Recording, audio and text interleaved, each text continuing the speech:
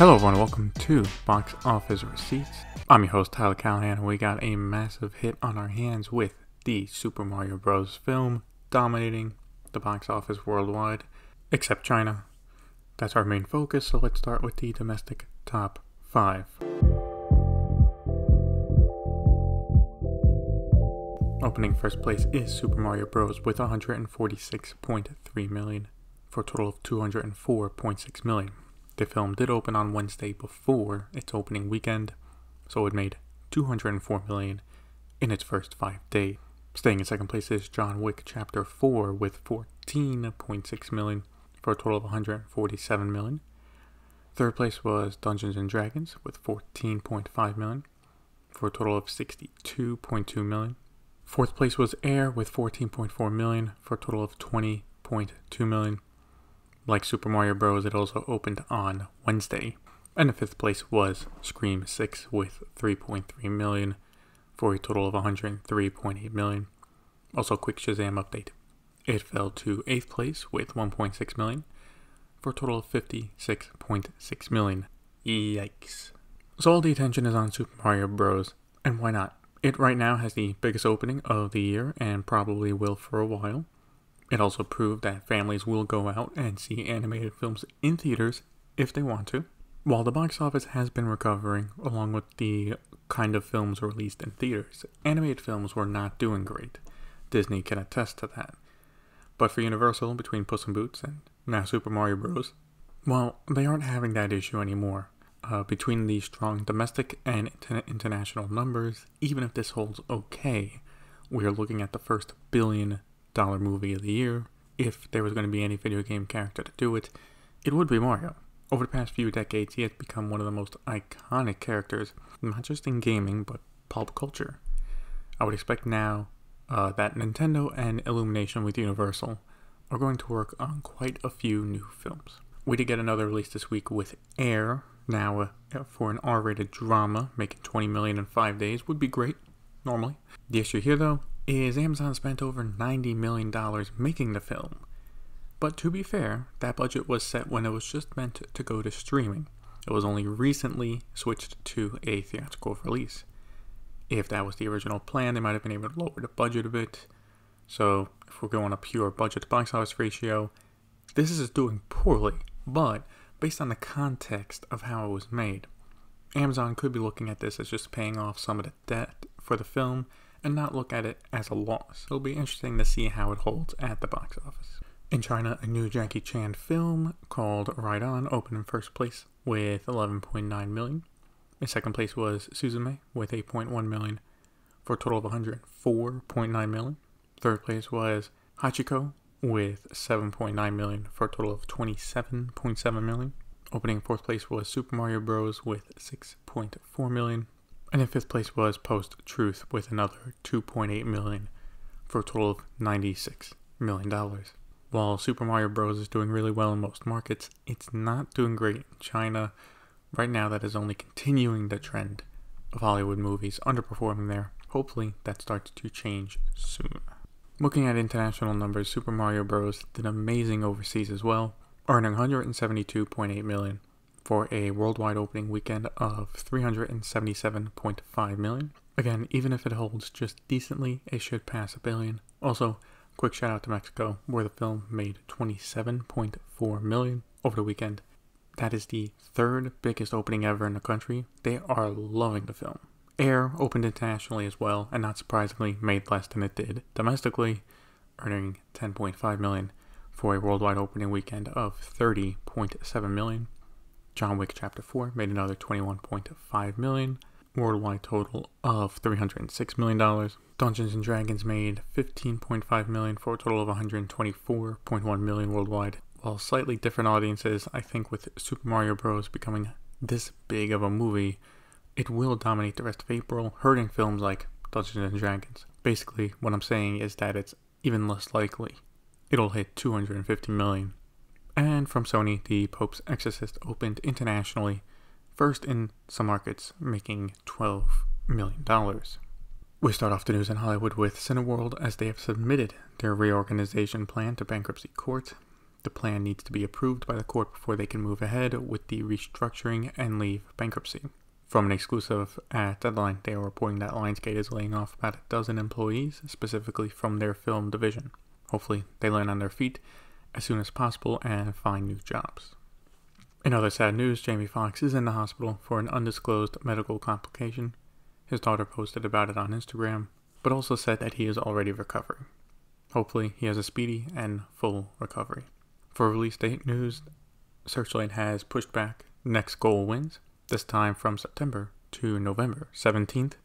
The film, directed by Taika Waititi and stars Michael Fassbender, will now open up the same weekend as the upcoming Hunger Games film, The Trolls Band Together, along with others. I hope the reason for the delay is to maybe push it a bit during the award season, because right now, it looks like it might just get crushed at the box office. In an exclusive from Deadline, Mia Goth is set to join the MCU as she looks to join the upcoming Blade movie. As of now, it is not clear what role she would play. I've only seen her in X, and while I wasn't a big fan of the movie, she was good in it.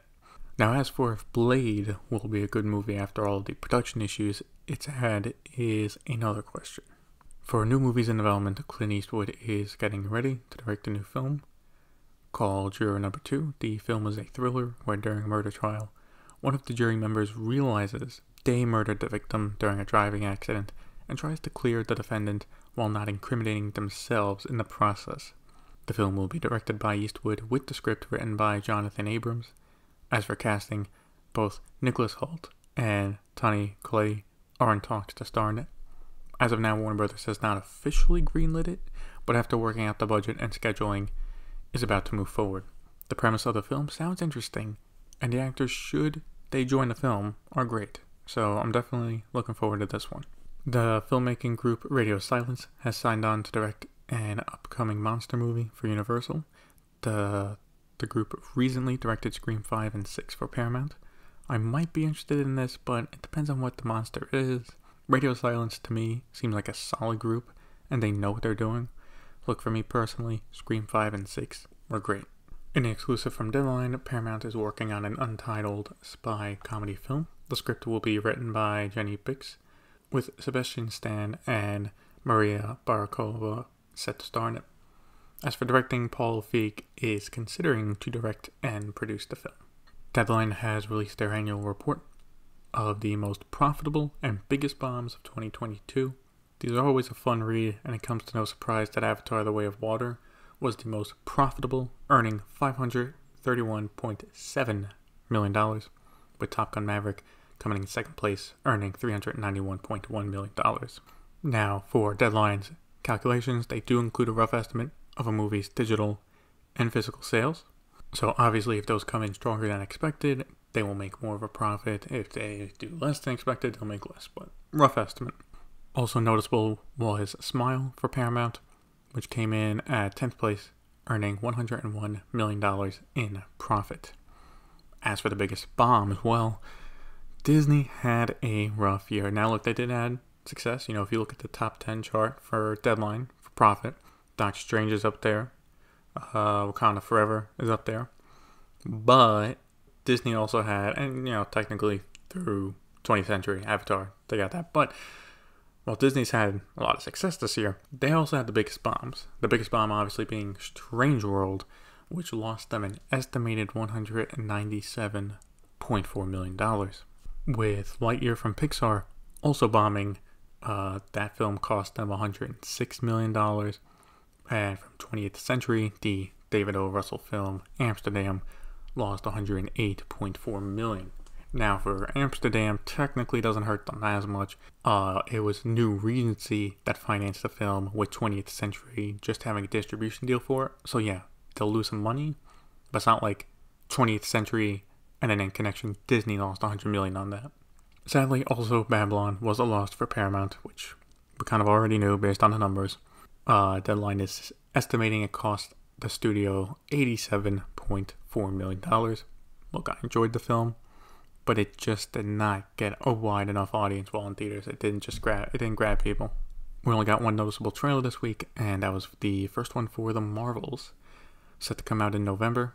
It looks fine.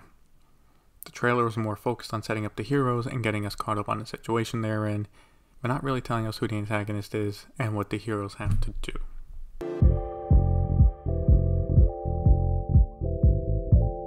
Switching over to VOD Premium, let's start with Netflix, which released a trailer for their upcoming film The Mother. It stars Jennifer Lawrence in an action film and is set to come out May 12th, just in time for Mother's Day.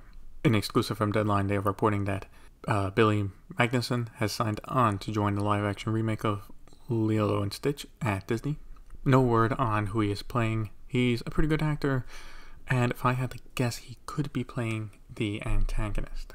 Variety is exclusively reporting that Apple has made a deal with Canal regarding their streaming services.